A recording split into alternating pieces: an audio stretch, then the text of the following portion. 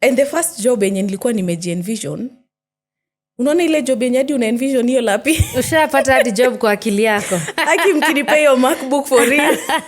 The things I could do with this salary, for real. Nikapata rejection. I cried for a whole day. Oh my. I stayed in the house. I cried the entire day. It was a public holiday and my sister was home because they alikuwa off from her job. And she was there crying with me. Oh no. Because this one, ulikuwa hadi ushaingia ofisi. Yeah. And remember, my parents don't really know much about the remote world. Yeah. So they're like, easy jobs, hata tuelewi ni jobs gani. Ni computer tu. Like, si tunaona tu, it's just a computer. So I stayed for a week before niwaambie, by the ile job haikuingiana.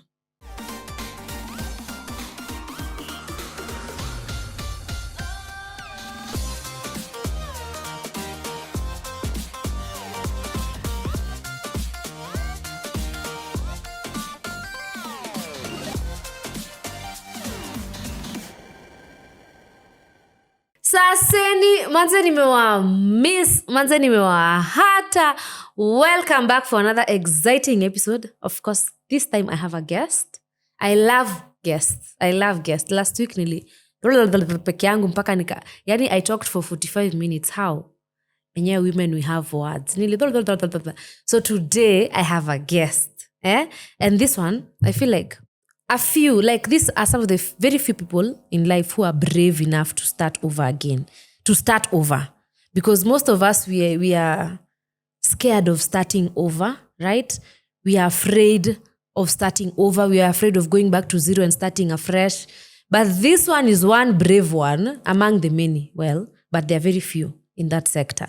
So nimesema tu akuje tu atuambie, because most of us want to start over in January, be it work, be it changing your workplace, be it starting a business, be it starting a new relationship, be it like whatever it is, education, but you are scared. Wacha tusikie story ya huyu tujue how did she do it? Maybe we can get some more Kenya, we can get some notes. I mean, what are the do's and the don'ts? So Mercy, Hi, welcome. Cele. Thank you. Please introduce yourself. Thank you for having me, Cele. You're welcome. Hi, guys. My name is Gatwiri Muriuki, or Mercy. I am a podcaster and a girl. Yes, and I'm very happy to be here. Thank you. I'm happy to be here. Happy to be back. Yeah, she was here sometime in March. Yeah, in March. Yeah, International Women's Day. Yeah, month. Yeah. Mm-hmm. Thank you so much, Mercy. As you've heard, mimi ni about starting over. Like, respect, manze. Ni tufanye hats off. Because starting over feels like very, like scary. We are scared. Yeah, it's very scary. It's very scary to start again. You can think of all the things that can go wrong. Like, imagine if you actually decide to move to a new city right now and start a new life. Like, so many things could go wrong, But like at the end of the day, I think something that really motivated me is asking myself, yes, I'm afraid to start over, but if I don't, I will never know what lies on the other end. I'll just keep settling for what is here. But there is so much more out there and you'll never discover it if you don't start over. So things could go wrong, but like, what if they go right? I feel like that should just be the motivator. At what point? Okay, in this case now, guys, we're talking about work. Yeah. So maybe they're wondering, starting over, starting where it is her work. Yeah, sure. At what point did you feel like, no, this can't be it, I need to change? Mm-hmm. I really I talk about my corporate journey quite a lot, even on my podcast. And I'd say my very, very first impression about work was with my older siblings, my parents. And they always painted corporate as this place where lazima uvumilie, you have to vumilia because hakuna place ingine. So utaacha hiyo uende wapi. And it's sad to say that even when I got into corporate, I went with the same mentality of thinking like, alafu nikiacha nitaenda wapi, and then what, And I settled there for a while. Na nilikuwa tu ile, I'm saying like, I'm stressed, I need something else, I need better challenges. Like, siwezi kuwa na stress over some of the things I used to stress about. So, but sharing with my parents, of course, walikuwa like, alafu. So there's some of the things, like una stress, some of the things you used to stress about ukiwa bila kazi. Ama what do you mean? Nikiwa kwa hiyo job, vitu zingine una stress about, they're not even related to your job. You're being stressed by people, hata si workload. Okay. Like you can do your job, but someone is trying to make your life a living hell, you know. Okay. So uko like, why would I work in such So an it's not even my work stressing me, it's the environment. It's the environment. Like, why will the environment stress me this much? So sharing with my parents, obviously, they were like, and then what? Utatoka, and then what? Then I shared with my big sister, and she was just like, you know what? If you feel like you want to leave this job, you can. Like, you can leave this job and just stay home. Thank goodness at the time I was still living with my parents, still am. But at the time, now I'm literally, because this was like, I think my really first like corporate job. Okay. And I was also so scared because nilikaa unaona ile yenye una contemplate nitatoka, but I stayed for like 4 more months. Yeah, hiyo kutoka kabla ifike. Nikaile kusema una transfer shule na bado next year unarudi. Unasema unatoka, but the next morning you still wake up to do the same thing. But when I actually realized, what actually made me realize I need something better is that my skills were no longer appreciated there. Like, they don't value the skill you bring. They just want you to come in, log in, do your job, and go home. That's all. They don't care about the grievances you're airing out. They don't care about... Ilikuwa ifika point, I think we were complaining because we were working at a construction site at some point, and it was becoming very stuffy. And adi wale watu wenye walikuwa asthmatic, they were complaining, you know, because it's an active construction site, and they didn't care. Na bado hiyo kuna mtu anasema acha avumilie. Imagine. Na labda yeye ndo ako asthmatic. Yes. So unapata people are getting asthmatic attacks and no one is caring about that. We complain about things like discrepancies kwa salary. We are getting tunakatwa na tuelewi how. When we ask, we're being told we are being insiders. You know, these small things, and of course the environment being not so friendly managers. You know, as a manager, I feel like you need to be approachable. People need to feel like they can reason together with you. But we couldn't have that. So we just decided. So me, at 2 point, I was just like, now I need to leave. And I decided to leave, and I had no plan B. I wanted to ask you, did you have a plan B? I didn't have a plan B. But at least you knew you were going back to your parents. Yes. That's like a plan B. That's a plan B. Yeah. So I normally say I wouldn't advise anyone who doesn't have a plan B to do that, what I did. Yeah. Because you are privileged. Yeah. You could go back to your parents. And I'm grateful for that. Yeah. I could go home and at least najua rent and food will be paid, you know? If you don't have that, obviously you don't have the privilege to just walk out and stay home, because now rent bills, and especially even people who are like parents, you can't like do that because you have people depending on you. But for me, I had that.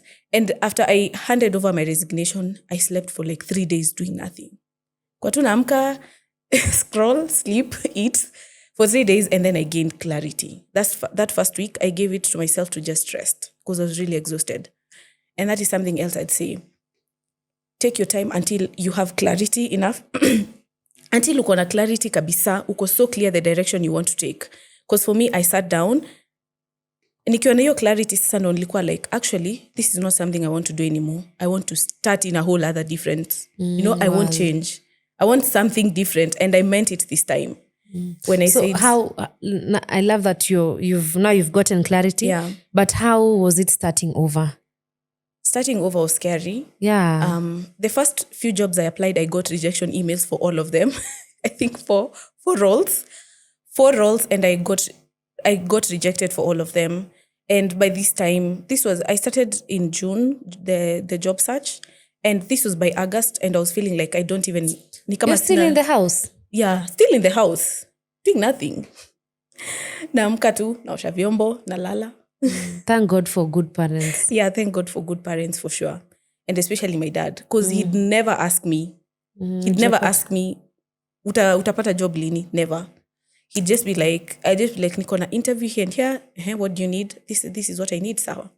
I need a good laptop. Now, even before I get to now saying that I need a good laptop, I was still using my sisters. Thank God for also big sisters. Because for all these roles, one thing I said to myself is that I want to transition to looking for remote jobs only.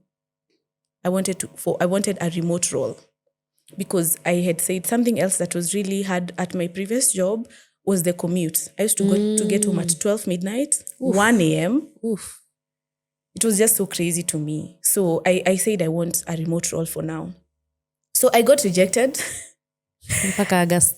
And the first job yenye nilikuwa nimeji-envision, unaona ile job yenye hadi una envision hiyo lapi ushapata hadi job kwa akili yako aki mkinipay your MacBook for real the things I could do with this salary for real nikapata rejection. I cried for a whole day. Oh my. I stayed in the house. I cried the entire day. It was a public holiday and my sister was home because they alikuwa off from her job and she was there crying with me. Oh no. Because this one ulikuwa hadi ushaingia ofisi. Yeah. And remember, my parents don't really know much about the remote world. Yeah. So they're like, easy jobs, hata tuelewi ni jobs gani. Ni computer tu. Like, si tunaona tu, it's just a computer. So I stayed for a week before niwaambie, by the ile job haikuingiana. Na bado hawaelewi hizi ni jobs gani. And so now the pressure ya kutafuta, like, settle for other jobs basi. Because now it means now anything, whatever I'm going to get. Tafuta job ya super basi. Wacha ikuje tu. Tafuta tu job ya supermarket now. At least ukwe too busy. Yeah, look for something to do. Was there that pressure? Yeah. No, the pressure ilianza when, you know, first nilikuwa ile confident like this is what I want to do. Yeah, I'll get it. Wakasema sawa, let's give it a chance. Vile ili backfire. Sasa punguza expectations. Pressure, yeah, no, the pressure ilianza like totally. So wakaanza like look for other jobs. This is still the same year that you quit? Yeah, same year I quit. Okay. Same year I quit. I went for another interview through a friend of my dad's. Mm-hmm. The working conditions were crazy. Monday to Saturday, 7 a.m. to 5 p.m.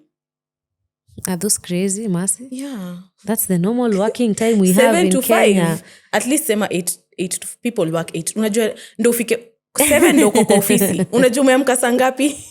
Na ujue si ati iko hapo karibu. Kuna msese anashinda msichana anasema crazy working time. I know guys. I know and we'll get to that. Najua kuna mtu ananiangalia kwa like. Kasichana. But ukiangalia 7 to 5, yeah, I get think it's on it. like 10 hours. Oh. Na uko kwa job ya mtu meaning actually yeah. Juu bakisha 2 hours ufikishe 12. Meaning utatumia 2 hours to commute and 2 hours. So this means 14 hours of your life you've dedicated Monday them to your job Monday to Saturday. You see?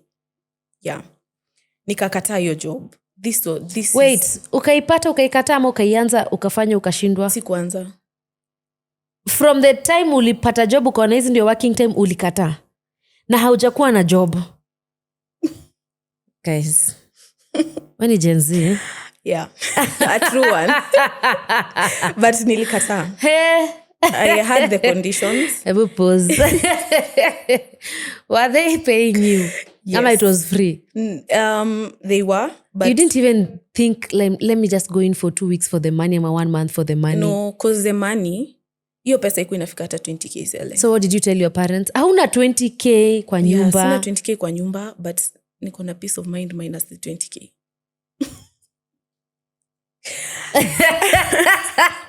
What did you tell your parents the reason for declining that job was? In fact, my parents were not even the first people to tell. I told my dad's friend. The person who is giving you the job? Yeah. I told him genuinely no. Why? I told him I feel like I need more. We can work together, but let's meet at a middle, like tupatane katikati. Akasema? So I told him, the job you're giving me, the roles and the responsibilities are a lot because they wanted me to do marketing. But you don't have any responsibility. Marketing plus sijui nini na nini. So I told them, there's so many. And I feel like we can meet at the middle. Either easy roles mpunguze, then I take the money, ama muongeze pesa. She told me, unajua at your age ufai unaishi na wazazi wako. Sasa na 20 millennials bana. Hey. Acha nikuambie, nimeona hiyo situation yako, ningekuwa ni mimi ningekuwa nilichukua hiyo job. Exactly. Millennials. Juu sina kazi. Akaanza kuniambia. Haulipi rent. Exactly. Haununui chakula. Basi shida nitaishia kwa fare. Exactly. Kwa fare na nitashikwa na stress. Peace of mind. So nikamwambia tu no. So I just said no. Nikamwambia tu hapana. I don't think I'll be taking this role. Then I went. I think by the time kwa nafika home alikuwa shaambia my dad. Ukapata washajua information. So my dad was like, "Ai, anaambia umekataa kazi." Nikamwambia tu, "Yeah, staki hiyo." Genuinely no, staki hiyo. So umekuwa home for how long time? So nimekaa home June, July and August. 3 months now. Okay, maybe 3 months haija kuchapa vizuri. So I'm like, so unaweza kataa. I'm like, nitapata ingine, you know. So my dad ako like, sawa, so unataka aje sasa? Nikamwambia, so nataka muache tu nijitafutie kazi. Wako like tukuachilie, tusiulize kazi anywhere, muache tu. Mimi nilipia tu rent na food. Munikalishe tu in short. Kuulizwa na pesa ya interview. Nikamwambia sitaenda physical interviews anymore. That was the last. Sitaki ingine physical. They thought I'm crazy. Do you know someone who works remotely? Ama why were you so sure of remote? I didn't at the time. Like, why were you so inclined to remote works? Because I feel like research ama ni friends around? A lot of research, and I had one friend mwenye alikuwa amepata a job in corporate at the time. Okay. And I feel like when you set your mind on something, if you're determined to work on it, I feel like you can surely get it. Ask me with my marathons. I've seen the medals. Yeah, when you set your mind to do something, you can surely do it. Yeah. So this is August now. I apply for another job. I get rejected. Na ulikataa ya mzae. Na maisha ikaanza kunichapa sasa properly. Sasa unawaambia una apply unakataliwa ama uambi? Zingine siwaambi, zingine nawaambia. But you're really doing a lot of applying. I am applying to so many places. So many places, guys. So many places. So many interviews. How many times will you apply in a week? I'd say more than 15 even. Hey. And nile yenye naamka, I'm seriously, si ile ati una attach the same CV. I'm tailoring my CV to this job. Like each and every job. I'm tailoring this CV to this particular job. Not the same CV so to you can all. imagine. So you even gave it your all. I gave it my all. If there's something last year I can say, I gave it my all. Kwani it was last year? Yeah, this is last year. Ni last year too. Allah. This is last year. So August ends, September comes. Now I even stopped recording my podcast now because all my savings had gone into production and I had to pause. Na sasa siwezi, imagine kuambia mzae sasa nipatie 20k sasa niende nikashoot podcast. Na ulikataa 20k ya 14. Yeah, I was a day. I just decided sasa acha tu ni take a break even from the podcast. Now life started lifing. Yo. So at any point did you regret declining that? A lot. Oh. Hata siku decline peke. Even regretted quitting my toxic workplace. Oh. You know, I even considered going back to my toxic job. Oh no. I even considered reapplying. Because saiku imeumana. Yes. So imefika point yenye. Nile yenye kabisa imeumana. Kole kata hiyo asma ningevumilia tu ningekuwa navaa mask. Kuna zile memes za watu ati nimekaa wiki yote sijaona thao. It's not a joke, it's true. Sasa niko nimefika hiyo point. Nimekaa wiki mzima walai sijaona thao hivi. Na siwezi itisha parents because at least bado nakula na niko rent. Kuna wifi ya kuapply hizi jobs? Yeah. Okay. So wifi at least ilikuwa because my sister was also living home, so at least pia alikuwa na nisaidia with some of the things. Hata nikimwambia so you're among the few who are just lucky. Few privileged people and I'm so grateful. September ikafika, nikaamua imagine kurelax. So nikaacha kuapply. The 15 jobs in a week ukachana nazo kabisa. Zimekukataa zote. Na nikakuwa so hopeless, nikajiambia, you know what, I don't even think I have a chance at corporate anymore. Wacha nianze kufikiria. You are really focused na your direction ya corporate. Yeah. Nikaanza kusema, but now let me just, ebo nifikirie kitu ingine. Biz or something. Yeah. Something I can do. Biz. I started doing my own content, kidogo, posting it. But hey, even brands, it was just so crazy. October comes, and I wake up on a random day in October. I take my laptop. Actually, ni ile tu nilikuwa nimeamkia kitu 6:30 in the morning. Because I used to wake up, make breakfast for my parents, and then go back to sleep. Yeah. So nimeamka, I just take my laptop. I'm like, na mbona sijajaribu hii job? This job yenye nashinda tu nikiona. Remember, ni point yenye nime lose hope. So hata hii job siifikirie anymore. Yeah. But I'm like, why don't I apply for this job? I take my laptop. I apply for this job so fast and so unpreparedly, and unanile don't care. Wacha tu nifanye ndo ni take this off the list. Initokea. Nika apply tu, ikanitoka. And I slept. Nikaamka less than 5 hours later. Wamenitumia link ya interview. I'm like, what? What? Hata sijasoma description ya hii job, niliamka nika-attach CV, nikatuma. So I'm like, wait, what? Okay, I know what the role is about, but like, I'm not prepared. Yeah, I'm not even prepared for this. Good thing with remote roles, you can schedule your interviews kwenye unataka kufanya. So I scheduled for the interview for like, I think 3 days. Later. From the day they called me. They told me I can apply. So I researched about the role. I spent my all researching, and I didn't tell my parents by the sikuambia nimepata hii job. Sikuambia nimepata interview. Nilinyamaza tu. I didn't even tell my friends. I think just my sister knew. juu Kenya tuko na hiyo belief ya passport before uingie kwa hiyo ndege. So nilikuwa na hiyo mentality, nikasema acha tu ninyamazie hii low-key.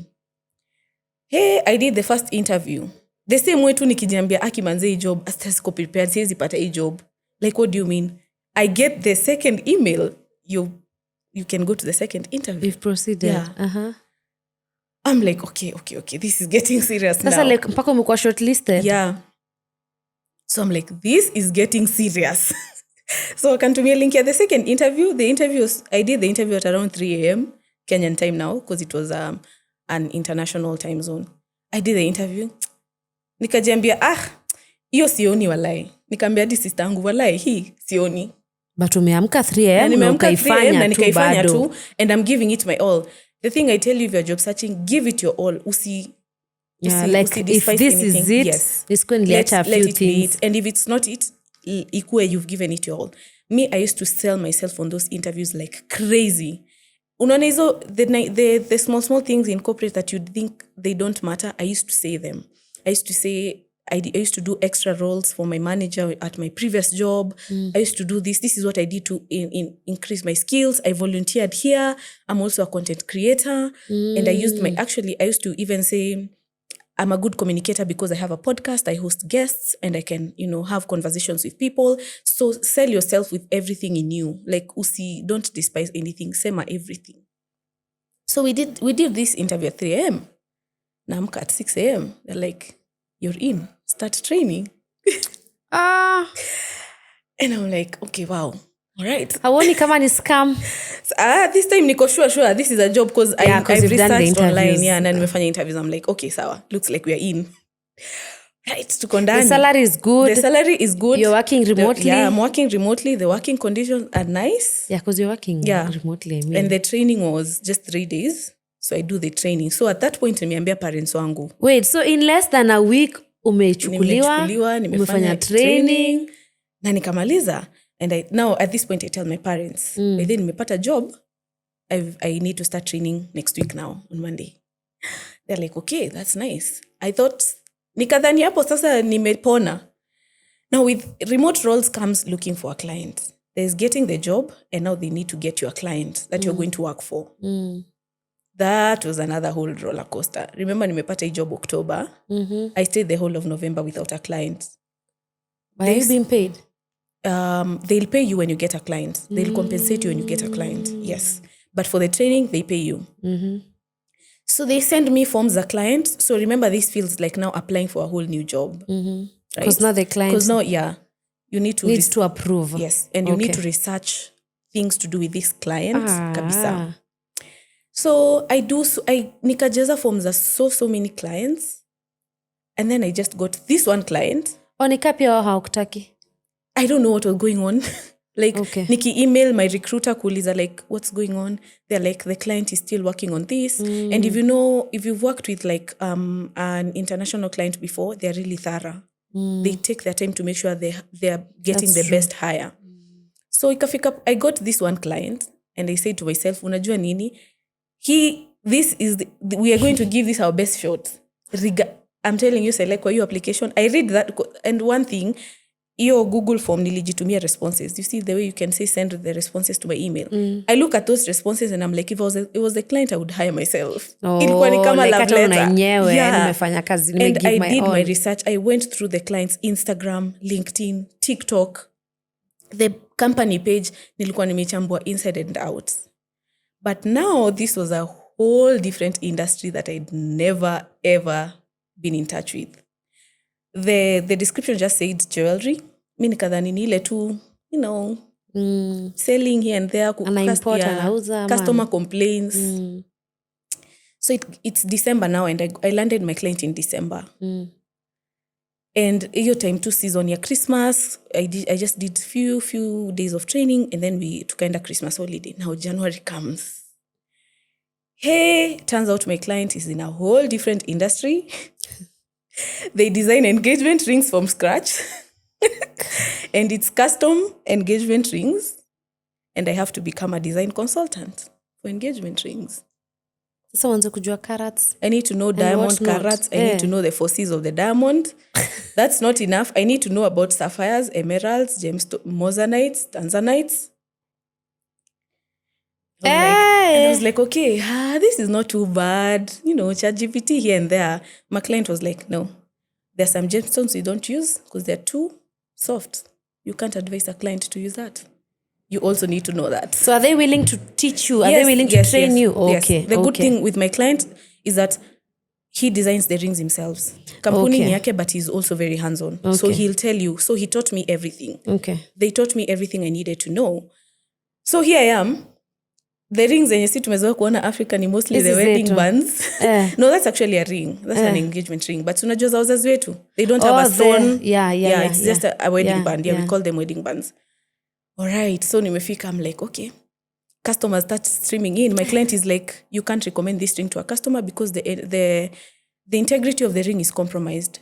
The prong will the diamond can either fall off, the ring can either bend because it's too thin. So you have to look at the ring, the structure, and what the customer wants, and internalize and see whether this is structural enough for us to go into production. I started contemplating quitting that job. And the salary is good. The salary is good. And you're working remotely. The working conditions are good. But the training was intense. I trained for 4 months. Before I actually now started taking in clients and directing my customers. Because also I imagine the product is quite expensive. Yeah. Client ni premium. It's we are actually, the job is bespoke. We design just luxury engagement rings.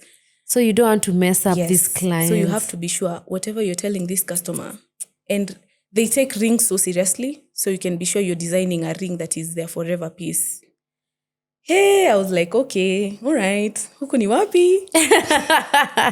Huku ni wapi, 4 months later. Hey. Yeah, 4 months later. Now, sasa unaona hiyo time yote, we've not been talking about anything corporate, no KPIs, no nothing. Yeah. It's just training. Get trained so that you know. Hata hii inakaa si corporate. Inakaa ni...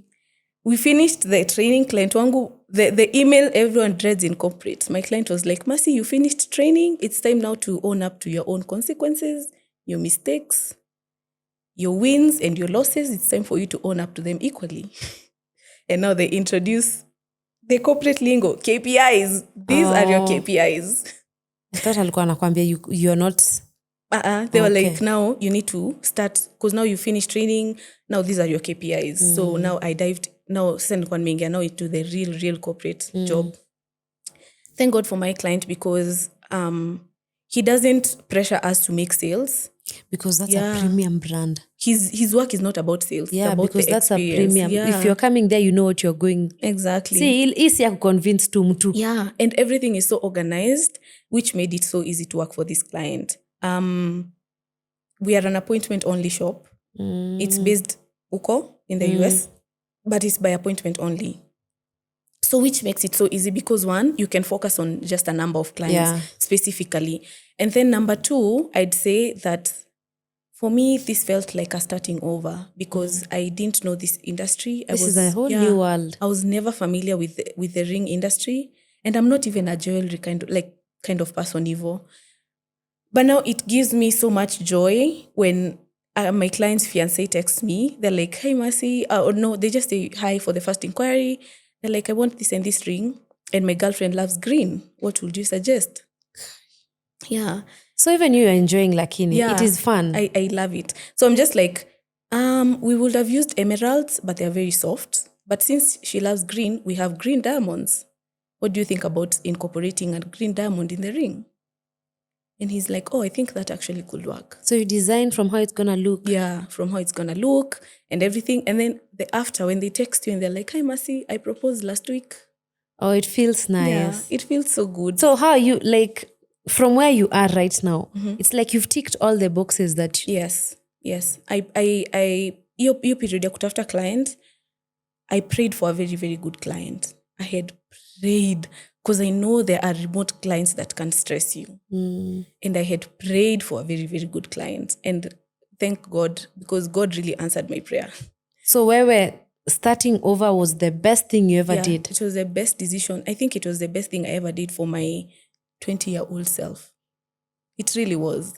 I look back, actually, a time like now last year, say it November, I was almost depressed.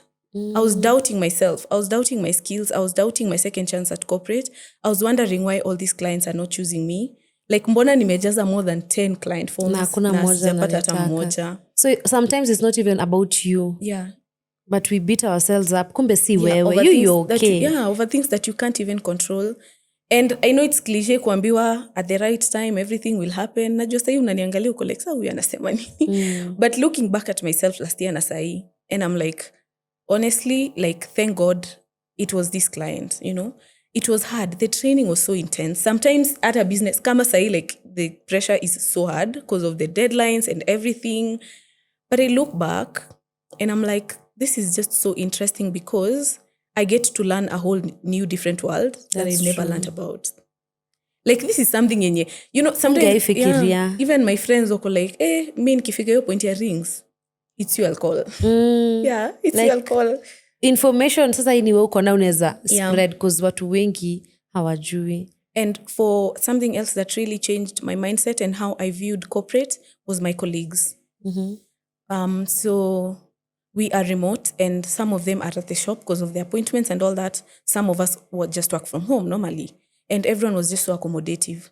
I still remember the first mistake I made at this job. And I thought, nilikuwa najiambia, wow, this is the end of my career. Nilikuwa najiambia, I know my client is going to be so mad. He's going to set up a meeting because that is what I was used to at my previous job. Yeah. Ukifanya tu hivi makosa unaambiwa, log out in the office. Wao si watu. Log out in the office immediately. And I was so mad. I was so tensed. Niliingia tu job hiyo siku. And then my client just told me, hi, can we hop on a quick meeting? I said, yeah, sure. We went. I think I remember nilikuwa natetemeka or something. And he was like, you know what? Yeah, this was not right to tell the client, but it's not big. It's okay. I fixed it. I handled it. I was like, what do you mean you handled it? Na mimi ndo nilikuwa kwa makosa. Like, for real, you handled it. He was like, yeah, I talked to the client and everything is okay. The ring now will go into production. And by the way, that customer texted me back. And they were like, Mercy, thank you so much for your help. I know my initial idea did not materialize. I talked to your boss, but now everything is okay.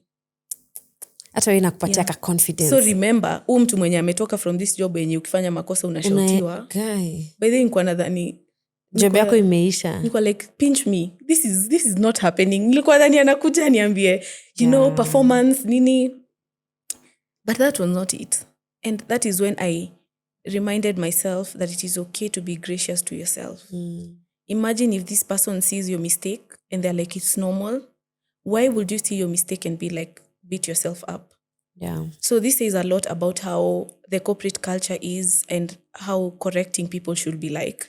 Because it doesn't always mean that being shouted at and being scolded will always drive the best results.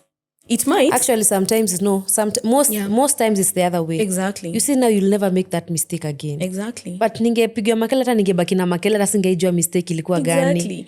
Like if you shout, the only reason utaona umeshautia employee na afanye kitu, the only reason I was being shouted at and doing the same thing is the fear of being shouted at again. And being not even learning what was the mistake. Because I've ever been scolded and shouted at and I cried at work. And remember hiyo time nilikuwa nafanya calls. So I was crying kwa call. Nakumbuka kuna yenye tuambia hapa hivi niko like what? Yeah. So those are just like, this is just I look back at like my journey last year and this year and I'm like, if I stayed at this job, if I stayed at that same job, hii mwaka ningekuwa tu na complain about the same things. Mama sasa umekuwa depressed kabisa. Ningekuwa yani namaliza mwaka nikijiambia yani for real I'm going back to this same job. And then I feel like even in changing the job wise, you've also grown in a way. Ungekaa pale ungekuwa na venye unaongea sahi, ungekuwa na hiyo growth as Mercy. Leave alone even as my bank and what. As Mercy, kuna kitu umekuwa like overcoming the fear of starting over. Totally. And for you will start over again and again and again. I would, honestly I would. And hata siyo peke, it's now an environment where you're involved in the company. They want to hear your thoughts. They want to hear your skill. The first time nilienda kwa meeting, which was a meeting to discuss a few things about work. They asked me and I said I have nothing to say, because I was used to be like, I have nothing to say. Like, I have nothing else to add. And my client was like, no, You must we have want to something. hear your opinion. We want to hear what your take is. And I was like, for real, like, it matters. And that is something else I'd say. If you go to that boardroom, you saying you have nothing else to add is just killing your career. Because you must have something to Say it, like, say it and mean it. And especially if you know this is a skill you have, this is a role you have and you're sure about, imagine Sema, like, just say it. For me, I realized that saying I have nothing else to add, it just makes you sit there as a baby girl. Yes, you are. I'm also a baby girl, but you can also be an educated powerhouse baby girl. Yeah. And also, ile yenye tumesema, you said no to it. If you had said yes, also ungekuwa hapa. Exactly. I wouldn't have been here. My parents thought I was crazy. It's not like you said no because you had an option, but you were like, this is still not it. This is still not You it. are still going back to the same thing. So ulikaa mpaka, and I'm not encouraging, kuna mse haezi kaa. Like, I'm not encouraging mse akae, like, pima tu, clarity. Iyo clarity. Just, view. You know yourself better than Mercy. So don't go with Mercy's story. Alikuwa na kwao, alikuwa na nini. But if at all this is something to go with, ungesettle for the second one, bado ingekuwa what you wanted. Ungekuwa bado umerudi kama the first one. You waited. I waited and I stayed there mpaka nikapata what I wanted. When everyone else thought my idea was so crazy. My parents walikuwa tu like, huyu ni vile tu ajui ni anasema. She's just young. Ni young. Like, my mom walikuwa tu anasema, huyu ana responsibilities. Hata sasa inajiona anasema, huyu ajui maisha. Ana responsibilities. They were like, it's just, and imagine, everyone can think your idea is insane. You see that business idea? Watu watadhani uko tu jaba. Like, you don't know what you're saying. Now sometimes when it can get to your head, because pia mimi ilianza get into my head. I was like, enyewe. Hata mimi niko jaba. My mom has been in corporate for more than 30 years. What makes me think mimi nitapata job yenye nataka with the conditions I want? Imagine. You know, but something inside my intuition was just telling me, no, just don't settle. And I'm glad I didn't. Like, I'm glad I did not. What is, maybe parting short, what is that one lesson? Najua, like, we can all learn something from anyone, no matter the age. Because of course, kuna mse asha sema, we ni juu kwa na mtu hii. You know, like, we choose to settle because of responsibilities. And I understand, maybe hawezi rudi kwao or whatnot. But starting over doesn't have to look like yours, Mercy. It doesn't. Yeah. So, kuna mse ukuambia nilianzia huko, atufai kufanana. But what is that one mindset lesson you took from all this? Yeah, I think two things is that